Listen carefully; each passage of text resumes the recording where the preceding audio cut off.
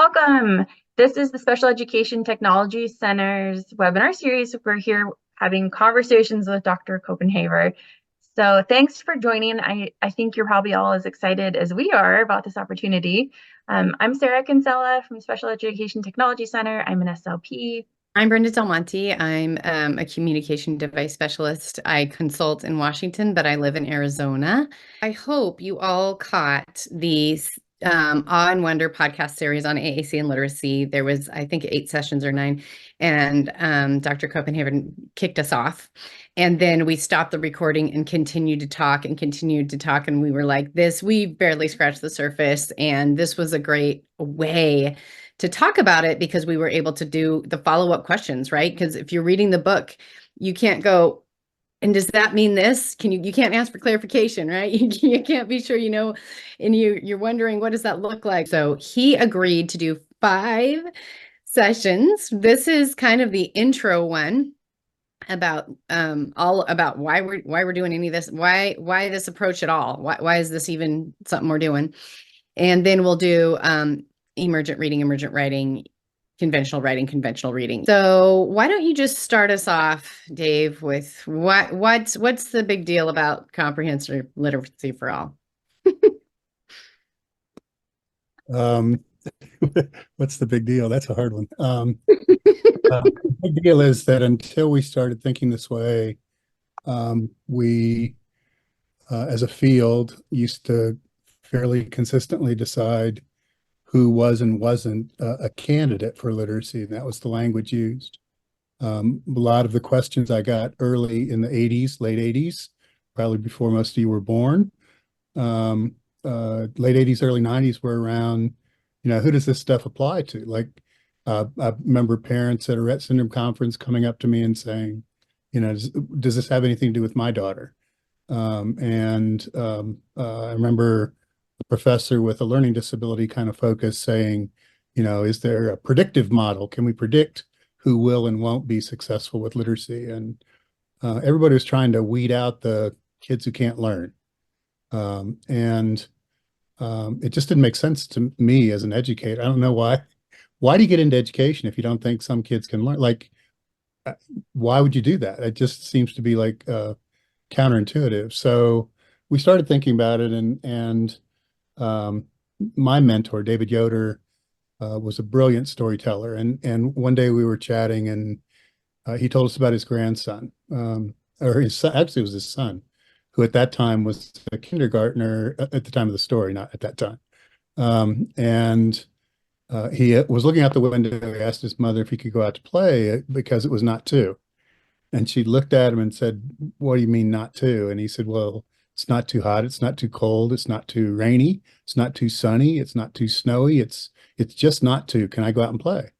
And David took that and ran with it, of course, and told it repeatedly in workshops and conference presentations. I think he wrote it in his keynote that was when he got the award from Isaac. But what he did was relate that to literacy and basically made the argument that no one is to anything to learn to read and write. And he used the term opportunity to learn. I I'm not convinced everybody can't learn to read and write. I think the failures are teaching failures, not learning failures, and that's not. I think the term that we've used in the past was, if you think of failure as a singular event, not as a trend or a pattern. So when you try something and it doesn't work, if you think of that as a singular event, well, didn't work today, but you're willing to come back tomorrow and tweak it or try something else, then I think you have an opportunity to teach everybody to read and write. You can't do it by blaming kids. You can't do it by predicting who will and won't be successful. You do it by believing that kids can learn and then working really hard to make that happen. So comprehensive literacy was sort of almost a reaction to the state of the field in the late 80s and early 90s. I think to some extent we're kind of curling back to that these days with a lot of the just the things that we're talking about and the things that we're doing to make things less inclusive and harder for teachers and kids.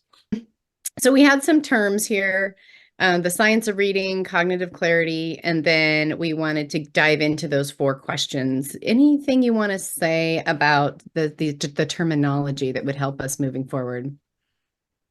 Oh, well, short take. If we're going to focus on kids with significant disabilities, the science of reading is irrelevant. So whatever your administrators or schools are telling you is important for you to do relative to the science of reading in kids who, for instance, can't talk, or kids who have significant intellectual disabilities, or kids who have multiple disabilities, there is no connection. They're just people making a stretch, probably being pressured by politicians or school boards or parents or something, and probably well-intentioned, but maybe not.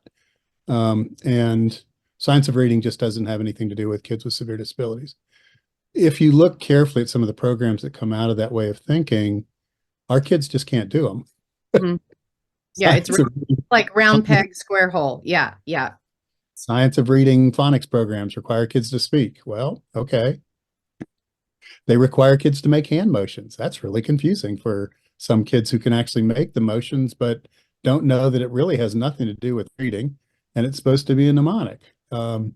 It's there's it's a lot of meta language. You have to memorize rules, and language is inherently a difficult area for most folks who have significant disabilities. So Right.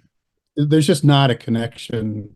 It doesn't mean it's not worth learning something about it, but it really has nothing to do with the population that I've focused my work on.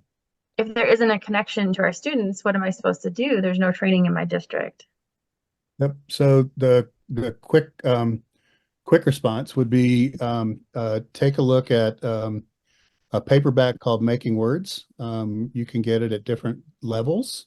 The author is Patricia Cunningham. You can get it used at Amazon. I don't know that you can even buy a new copy anymore.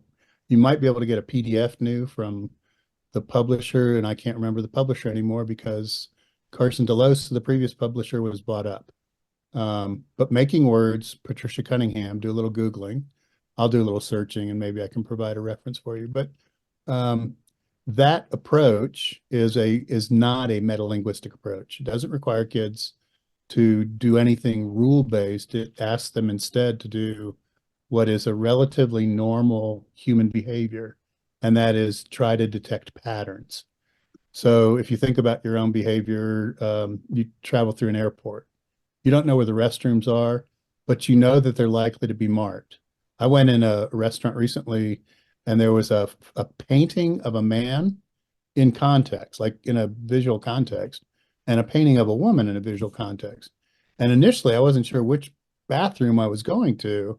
And then you go, oh, central character is a woman. That must be the woman's bathroom. That must be the men's bathroom. And so by comparing, contrasting previous experiences, right, we move forward with new experiences. And so in a pattern detecting approach to phonics, what you're really trying to do is help kids use what they know about letters and sounds, some of them, to figure out the other ones, and to do that fairly systematically. And so you ask them to start with 1 or 2 letter words. You give them a group of 6 letters that actually would spell a word. Karen Erickson's developed an easier form that's part of the Readtopia curriculum. But as far as I know, you can't buy that separately. Y'all can correct me if that's different now. I know they were talking about trying to make it available. But that goes up to 4 letters. And so the idea is, first of all, that you guide kids. You'd say something like, take 1 letter and spell the word I. Well, they've only got 4 choices, right? And so they make one. They pick whatever letter they pick. And then you show them the I that they should have picked. And you have them self-correct if necessary. And then you say something like, add 1 letter, spell the word it, right? And so now kids will, not understanding directions, start to pull the I away, and you stop them. You say, no, no, you don't take any away. You're just going to add 1. So now they have 3 choices. Grab one of those letters and put it either in front of the I or behind the I. Some of them will put it above or below, but they're learning.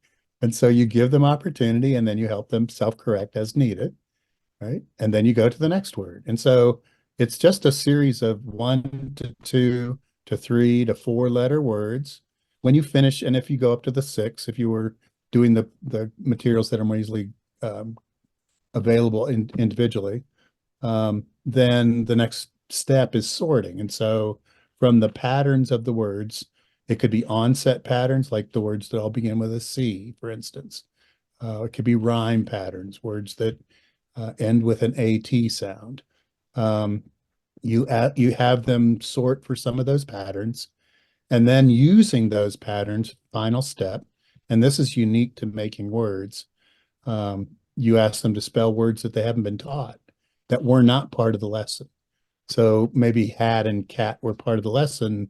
You might say, all right, I want you to use one of your patterns. Maybe they're at and an. Use one of your 2 patterns and see if you can't spell the word fat. He is a fat man. Fat, right? And so now they make their best guess, and they do or don't get the F, and they do or don't get the at, and you teach from whatever they provide you, show them the correct one, and then ask them to spell another pattern, another word from one of the 2 patterns.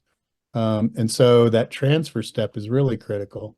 None of that lesson is mastery, which is also different than most curricula for kids with labels, particularly those who are in special education programs. It's not taught to mastery. It's taught to teach kids, use what you know to figure out how to read and spell words that you may not have seen previously. Use your letter sound understanding in the context of reading and spelling a new word. Now transfer that knowledge immediately within the lesson, right, before we end the lesson. And so it's just got lots of nice, strong features. If you buy the systematic sequential phonics they use, the first book in the Cunningham series, they script out the first 10, maybe 20, I think it's 10 lessons. And if you look at those and just follow them verbatim, then by the time you've gone through 2 or 3 lessons, you've got it. And which is why they don't script the rest of the book, but you can script it for yourself in preparing to teach those lessons. But basically, once you see that, they provide the materials. My wife, when my kids were in first grade, photocopied the back pages of the book and laminated them and cut out 30 copies for all the kids in the class. Teachers put them all in envelopes and all of that. And so, you can certainly get organized, but that approach is different than any of the things that most people are being required to do now. And I think that the argument needs to be, if you really want me to use that program, please show me how I am to do it with my kids who cannot do XYZ, right? Right. How am I going to learn rules when language is deficit area? How are my kids going to make these little markings in the word when they don't have fine motor skills? How are they going to do this step of the lesson where they're supposed to repeat what I say, right? And so when those questions can't be answered, it becomes easier to say, there's an approach that doesn't require any of those things, right? And it is based on science, right? It came out of research, right? And so as long as you don't think science narrowly, which a lot of people do, then you've got a systematic approach to teaching kids that's not metalinguistic, that doesn't require fine motor skill, that can be adapted in lots of ways for access to the letters. And it works. We've used it with all kinds of ages and different kinds of kids fairly successfully. Cognitive clarity is most easily explained by an experience I had in Minnesota. So for a while, I taught up in Minnesota at a small college, and one of my responsibilities was visiting student teachers. And I went in to visit a kindergarten class where one of my students was, and kids were writing in journals. And I thought, this is pretty cool because we talk about this in class. Kids should be writing even before they can spell and before they know what words are. They should be engaging in the act of writing, and that we can build on that. And so I'm really excited. I'm thinking, wow, she's got a great classroom to work in. And I sit down in one of those teeny tiny chairs, and probably the reason I'm going to have my hip replaced in a few weeks. It's so tiny that, I finally make my way down to it, and I'm sitting next to this kid. I look over his shoulder and realize they're not journaling. They're making the capital letter R repeatedly. And so just one R after another, when they fill a line, they go to the next line. Some of the little girls with their earlier developed fine motor at age 5 have already filled a page of R's and are on to page 2 of their R's, but nobody's communicating anything. They're just making R's. And I do what I love to ask kids what they're doing when I visit classrooms. And my first question always is, what are you doing? What are you doing? And the kid looked at me like I was a complete idiot. Like, aren't you an adult? Like, can't you see? And he says, making R's, and kind of perturbed that I'd disrupt his R making. And the next question is the really important question. And I said, why? Right now, you might be able to predict what he said. So what he said was, it's our day. Mhm. And thinking about that, and it's the opposite of cognitive clarity. So cognitive clarity is, do you know why you're doing what you're doing? As a teacher, do you know why you're teaching what you're teaching? So if, for instance, you're teaching the letters program because somebody told you you have to, but you have children who can't talk, what the hell are you doing? Because the program requires kids to speak. So why are you doing what you were told to when it doesn't apply to your kids? Shows an absence of cognitive clarity, right? On the other hand, you go to your administration, you say, I know I'm supposed to use this program, but it requires kids to move their fingers. It requires them to memorize rules. It requires them to make little fine marks on the page. It requires them to speak. It requires them to repeat what I say. It requires them to focus on letters and sounds in isolation, disconnected from any meaning. All of these reasons are why I can't do it with my kids. Can Right. you talk to me about how you expect me to adapt? Shows a presence of cognitive clarity. There it is. Understanding what you're trying to accomplish, understanding that there are a variety of ways to get there, that you're not limited by what other people tell you you must do, but in fact, you should be driven by what helps kids learn. And so that our day, and to take that a little further, that our day, you can't make this stuff up. This is a real story. The kid whose seat I was in was Robert, and Robert was absent that day. It would have been so easy, even if you thought it was important to make lots of R's, to have contextualized that activity. And we might have written letters to Robert, whose name begins with R, the letter that we're studying today. And so we could all write, Dear Robert. And listen, that R sound at the end of dear, that's the same as the R sound at the beginning of Robert's name. Dear Robert. Everybody write Dear Robert. And they do whatever they do. They scribble sideways. They get onto their desk. It doesn't matter. They've heard and seen a letter name and a letter shape and begun to have opportunities to associate them in the context of real reading and writing. We could have written to Robert about monsters that go and dinosaurs that go and trucks that go and we could have made 18 R's in a row for a reason, as Incredible. opposed to we're doing it because she told me to, and it's our day. Now, Right. assume that there were no kids with autism in that class, but what if there were? And what do they do tomorrow when they want to write for the dinosaur, but it's not our day? Now it's W day, right? Can you imagine the cognitive confusion that we've now introduced in a child who's rule-based and good at learning rules, but now is being told something that, well-intentioned, has further confused rather than clarified? So cognitive clarity. Do you know why you're teaching what you're teaching? Can you help kids understand why they're learning what they're learning, what they're doing, what they're doing? Because you can do anything you want at any given time in school, right? You're only supervised a bare minimum number of minutes per day, per year. The rest of the time truly is your choice. And with that comes an ethical responsibility, and cognitive clarity is what ought to be driving that choice. Um, Balanced literacy was a term we used initially. Lots of other folks used it initially.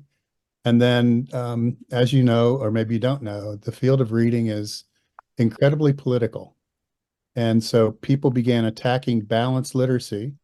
And you'll hear the same thing now with anything that people don't like in literacy. They call it whole language. So balanced literacy was then equated to as a form of whole language, which it isn't even close to. But I mean, it's just an ignorant terminology, and it's sort of like the man who likes to call everybody names when he has nothing else to say. It really is that kind of response. It's name calling as opposed to a thoughtful approach to thinking about an issue. So balanced literacy, we just stopped using as a term and we use comprehensive literacy. People are now attacking that as whole language. And so we'll have to come up with another term, but we're going to continue teaching kids well, regardless of what the idiots think. And so life goes on, but it's politics. It's nothing else. And politics has no place, by the way. You know this as a practitioner or somebody who cares about kids. You all fight your political battles, but you leave children alone and you leave teachers alone and let them do their jobs, right? Support them, provide help. But the stuff we do to get in the way of relationships, in the way of good, sound interactions and teaching, it's offensive, right? These kids need to be taught. So, like, do it. So my colleagues and I believe every kid can learn to read and write, but we don't think every kid can learn to read in exactly the same way. So the questions came out of basically clinical work. So interacting with kids and looking at when we have kids who can do some things, can we teach them conventionally or can't we? Do we need to do other things to help them do what some of the other kids are finding makes more sense? And so really it's just 4 simple yes/no questions to get at, are we thinking about a kid who requires comprehensive emergent literacy, or are we thinking about a kid who requires comprehensive conventional literacy? Emergent literacy is all those things that you do that aren't conventional, that ultimately are shaped and become conventional literacy. And conventional literacy is what you and I do. We can read and write most of the things we encounter in our native language. We might even be able to do that in more than one language. We can frequently deal with error as long as it's not too extreme. When punctuation marks are left out, we can often still understand it was a question and answer it. We can misspell a few words and still meaning doesn't suffer. So conventional literacy doesn't mean perfection, but it's rule-based use of written language that basically enhances communication. Emergent literacy is all of the things leading up to that. So when you hand one of my doctoral students has a new baby and the baby's already chewing on books, well, that's emergent literacy, right? That's a baby that views the book as an object in the environment, and like every object that fits in his mouth currently, it goes in his mouth as a form of exploration. Now, what she will help him understand, and it's really kind of cool to see the interactions, is that this object operates a little different than some others. This object we have to hold in a certain way. We talk together when we're looking at this object. We point to things in the object. We do all these kinds of things that he will learn from experience. And all the things he's doing currently are emergent. And they'll become increasingly sophisticated. And eventually he'll be able to pick up a book in the correct orientation. He'll point to things in the book and talk about them. He'll ask questions about the book. He'll relate the book to his own life. He'll find other books like it that he likes. And all of that is more conventional literacy. So the 4 questions quickly that we're trying to make that distinction is, does this child know most of the letters most of the time? Right? And you can, count percentages if you want. They're 26 letters, right? Does he know 14 of them most of the time? And it doesn't have to be the same 14 every day, but it probably is, right? Alphabet knowledge doesn't come and disappear. It tends to grow slowly for a short period of time, and then it's mastered. It is one of the few things that's mastered, as long as it's not taught in isolation. And so most of the letters most of the time. Second thing is, when you're reading storybooks, is the child engaged? Well, I've seen this kiddo. If that was the only question, my doc student son would have a yes. He loves to sit in her lap and look at whatever's in front of him while she talks about it. And books are what's typically there. And so is he engaged? Absolutely. Is he engaged actively? Absolutely. He's tapping the book. He's smiling, right? His eyes are focused. But it's only one of 4 questions. The third question is, do they have a means of communication interaction? Becomes particularly critical when kids can't talk. And that's why we're needing to introduce symbolic communication as early as possible. Now, the form that seems to be the way to go, particularly when kids have intellectual disabilities, is some form of core vocabulary and huge overlaps in the different systems. And virtually every system, to my knowledge, now has a core page. But that opportunity to use vocabulary across environments and experiences repeatedly is what allows kids who, um, you know, again, backing way up in the late 80s, there were systems that if you weren't really smart, you weren't ever going to learn to use. The teaching approaches, if you weren't really smart, you weren't ever going to learn to communicate. Because what happened was we had vocabulary for this environment, and vocabulary for that environment, and vocabulary for another environment. And every time you went to a new environment, you had to flip pages, and now you're on to new words, and you never got that repetition with variety required for learning. And if you weren't really smart and able to pick up on just a few instances, it was kind of hard to learn how to communicate. Now, core vocabulary, same words across environments. Excuse me. So you've got this new opportunity, but regardless of whatever system you're using, can the kid generate messages and do it symbolically? Because that's going to be required to move into conventional literacy. And then the fourth and final, do they know that writing involves letters and words? Young children, 3-year-olds in typical development in previous studies, when you ask them what is reading, they'll tell you that you look at the pictures and you talk, right? And 4-year-olds will say, well, you look at the squiggles in the pictures and you talk. And 5-year-olds will say you read the words, right? You read those squiggles, and the pictures sort of help you understand the squiggles sometimes.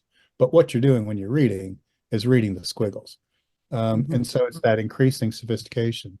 And so those 4 questions, what we're finding is if you've got 4 yeses, then we can begin to teach you conventional literacy described on the right-hand bottom corner of that slide. So something with reading comprehension, we call it guided reading. Some kind of word study that involves both letter sound correspondences and sight word growth. Writing, how do you compose messages? Using letters. Self-directed reading, so finding things that you want to read, being read out loud with, and then communication sort of integrated across all those 4 areas. If you have 4 yeses, doesn't mean you can do any of those things, right? Doesn't mean that if you've got 4 yeses, now you sit down and you can write, your sentence, your 4-word essay. Like that doesn't happen. They know most of the letters most of the time. Doesn't mean they know all the letters. Doesn't mean they know how to spell. Right? They're engaged. It doesn't mean they can understand what they're reading. Doesn't mean they can read independently. So it's not that it's an independent form of convention, but it is, I've got 4 yeses, and that's enough for you to start teaching me how to do this independent stuff. 1 or more no's, and we go to daily emergent, comprehensive. And so shared reading, an interactive form of storybook reading, predictable chart reading, a writing that some people call shared writing, but we do it in a fairly specific, detailed way. Alphabet, phonological awareness kinds of instruction. And again, more around experience than instruction. There's not too much in the way of direct instruction in emergent literacy. It's more interaction around print to build up skills and awarenesses that will allow you then to benefit from more direct forms of instruction in conventional literacy. We have kids engaged in independent writing. We know they can't do it. And when we have them engaged in independent forms of reading, again, we know they can't do it. But those are 2 times of day when we can observe closely and figure out what children's needs are. What do they understand right now? What do they think writing is? How do they create it? Do we need to explore different forms of pencils? Right? What do they do when we ask them to read a book? Do they do anything? Right? I've had kids who, because of their challenges, are, you put a book in front of them, they don't even acknowledge it's there. Right? Well, that tells you something really important, and you can build on that. So they've told you, I got no idea what you want me to do. Right? So show them, right? So sit down next to them, read that book out loud, point to things, try to find a page or two that you think might connect to the kid, and then experiment with different kinds of books. The most extreme child I've worked with in the last few years was Bella, in a classroom for kids with the most severe intellectual disabilities.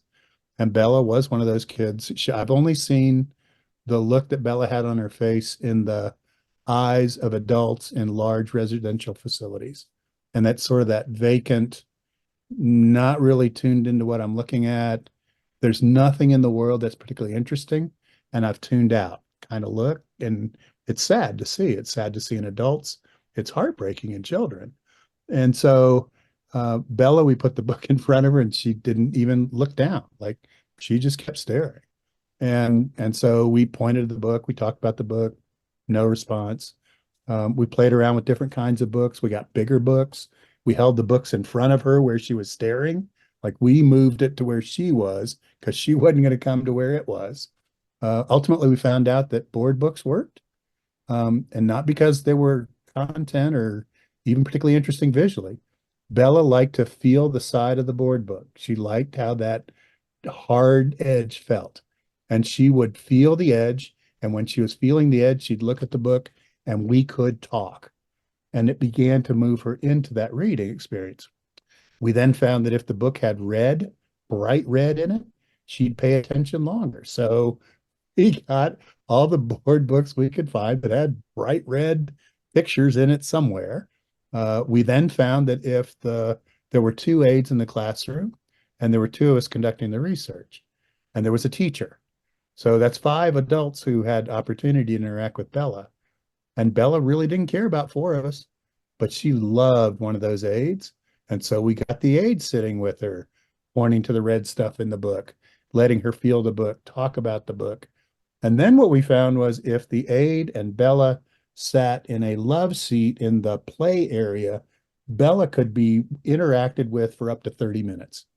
And so it was that gradual building. None of that is in any science of reading curriculum, folks.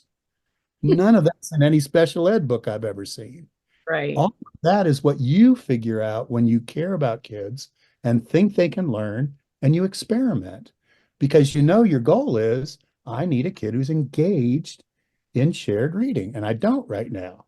When I was at the ATIA and building bridges, and Karen Erickson said that with regard to these 4 questions, if any of the questions are no, then they're emergent. And actually, if any of the questions are I don't know, right? I don't know if the answer is yes, then they are still emergent and you're working towards knowing, right? So you're not going to assume that they're ready. You're going to get 3 solid yeses. 4 solid yeses means none of the answers are I don't know. And I thought that she cleared that up a little bit. So what we try to tell people is what I've tried to tell people repeatedly is be a mean assessor and a nice teacher. So when you don't know, it's no. When you're not sure whether it's high or low, it's low. When you're not sure if they know the letter, they don't know the letter, they don't know the letter, right? So it doesn't do the child any good during assessment for you to assume they can do something that maybe they can't. Right. No one gets hurt by emergent literacy. We read books together and talk about them. Right. We read things in charts and we talk about them, right? We get to read and write on our own. Right? We get to communicate all day long. That doesn't hurt anyone. Putting a kid in a guided reading lesson and finding out they don't pay attention, that they don't know how to answer questions, and then have the classic special ed response. Well, they can't answer questions, so what we'll do is we'll give them 2 choices. Is it A or B? Right. And the whole world becomes bimodal instead of what guided reading really needs to be, which is this highly interactive, engaging conversation about really cool stuff, right? And so being assessment, nice teaching. So support the heck out of them when they're teaching, but assume incompetence when there's if you don't know otherwise. Had 15 to 20 minutes to teach SPED teachers of special programs in self-contained programs. What would you do or focus on? The primary population I'm thinking of is students who are likely to have emergent literacy skills. So like a training for teachers, I guess. That's got to be ongoing, but I'll let him answer. Um, I would spend that 20 minutes convincing them that we needed to meet at least 4 more 20-minute sessions. But beyond that, I think that you've got to figure out. So in the ideal world, you'd want everybody doing everything from day one, right? So Karen will say, and I agree, better to do all the parts of comprehensive emergent literacy badly than to do one of them super well. Right? There's no benefit to just doing shared reading for a child if you're not also doing predictable chart writing so they can learn how to compose their own text. If you're not getting to see how they write and how they read independently, so you know what the heck to interact about during shared reading.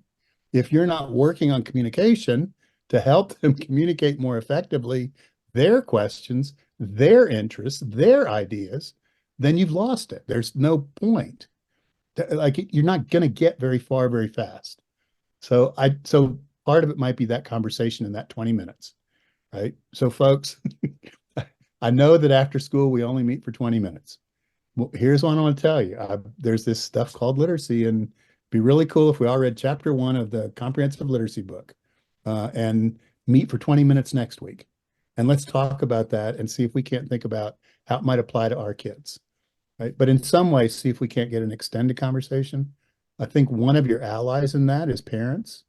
I find parents really easy to convince, much easier than teachers, because parents believe in their kids. They just haven't figured out what works and don't know what works, which is why they're always running to the latest, greatest thing that comes in a box or binder. Or it's why, the mismatch of programs and kids that parents get written into IEPs because they have legal clout is sad, but understandable, right? And so, so I think that 20 minutes just isn't going to get very far if we don't have an investment in future conversations. Here's another thing you could do with that 20 minutes. Make them aware of the Project Core website.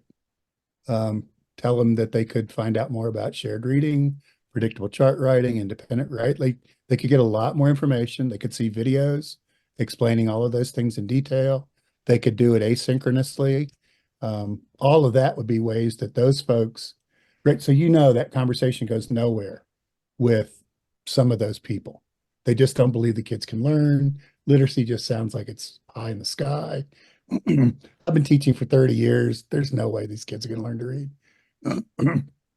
On the other hand, there are people who go, oh, this is exactly what I've been looking for.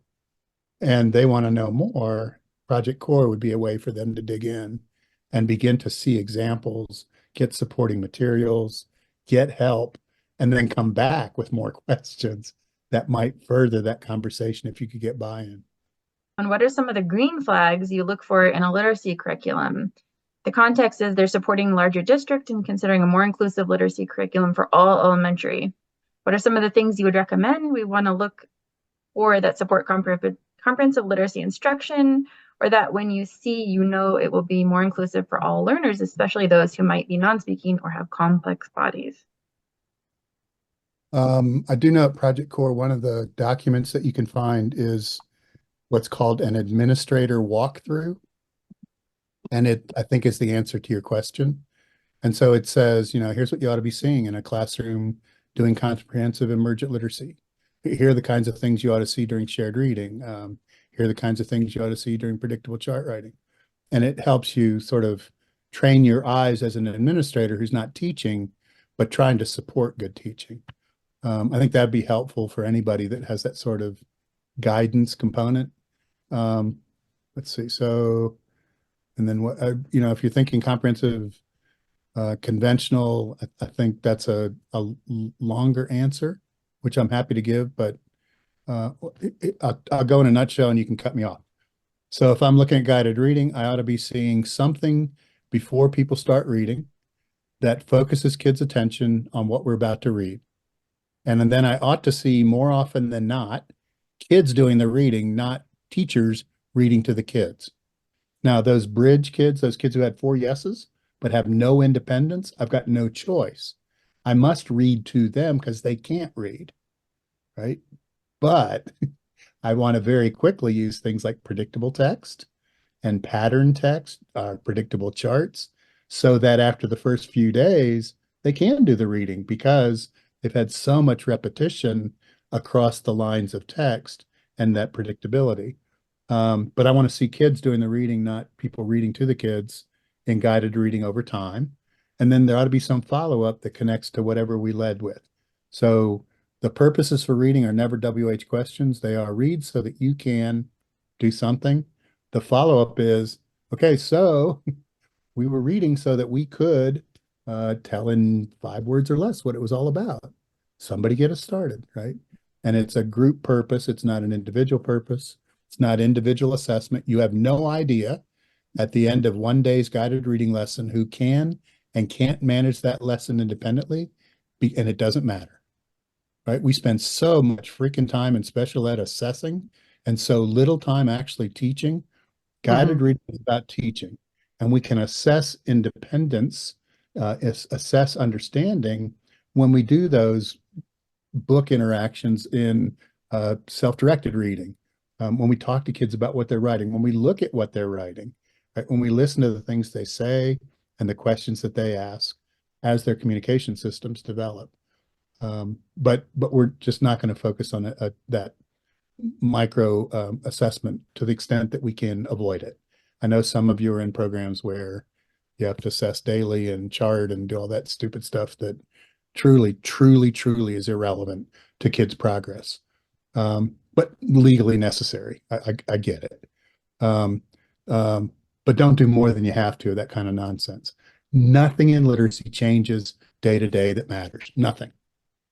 Your knowledge of the alphabet didn't change dramatically overnight. Right? You don't suddenly learn to read with understanding overnight. You don't suddenly develop the ability to write a full sentence overnight. It happens over a period of weeks and months and years. Right? And so we want to look toward general growth in a direction, but there's nothing, truly nothing day to day that matters. And then, it's noise, right? They teach you to do whatever that stupid line is when you're looking at your chart so that you can average noise. It's just noise. So stop measuring noise. Writing, I want to see kids writing, doing it themselves. And so part of that's that problem solving process of figuring out what writing tools work. And you can go to the Center for Literacy and Disability Studies and some other places and look at partner assisted pencils. And then you can look at the wide variety of assistive technology available to support writing when you can't hold a pencil. Self-directed reading, I want to see kids looking at books independently. I want to see teachers reading out loud with kids. I want to see teachers meeting with kids periodically. A certain number of kids daily, 1 or 2 is fine, but over a period of several weeks, every kid, and then just repeating that cycle, so that I can learn what are they interested in, and why are they choosing the books they're choosing, and how can I help them find more of those things. What I leave out, word study. I want to see phonics lessons. My preference is making words, and I want to see sight word lessons. My preference is word walls. Sound walls are an abomination. I hope you're not using them. If you have a choice, don't. If you're being forced to, ask somebody to explain their value for kids that we care about in this conversation today. Sound walls are literally sound walls. They're collections of letters. They talk about valleys, and consonant something or others, and they're arranged by sound patterns. So you can look up ooh and the various ways that you might spell ooh, or j and the various ways you might spell j. But you have no way to know what letters represent which sounds without already being literate. And so they're not useful. They're not supportive in the way that a word wall is supportive of kids learning how to read words. All they had to do was have basic alphabet awareness and then look on this word wall. They're only going to be, by the end of the year, 150 words at most, probably less.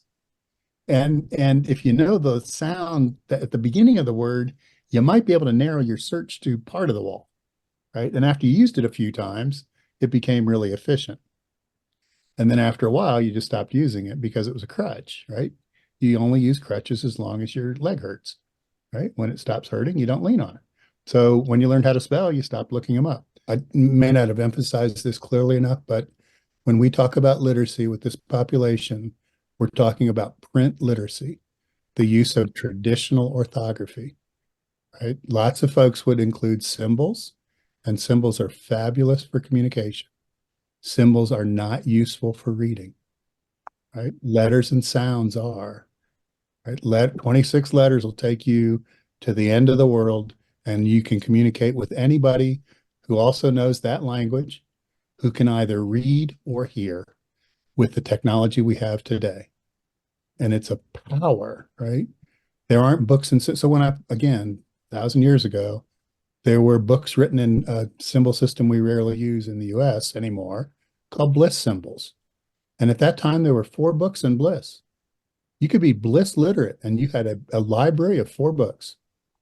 And only if you could read at a high level, because they were all kind of a high school level reading in bliss, right? And they were really visually confusing to some. I was literate. I was in a doctoral program when I encountered them. I found them confusing because there was a line of the symbols and a line of text. And that's just super confusing visually. So we talk about print literacy, and I think the reason we used other forms of literacy was ultimately we just didn't think kids could learn to read and write. I would Right. argue, I think they can if you teach them well. That says, how do you respond to administration when they say that the transition students are too old to spend time doing comprehensive literacy instruction?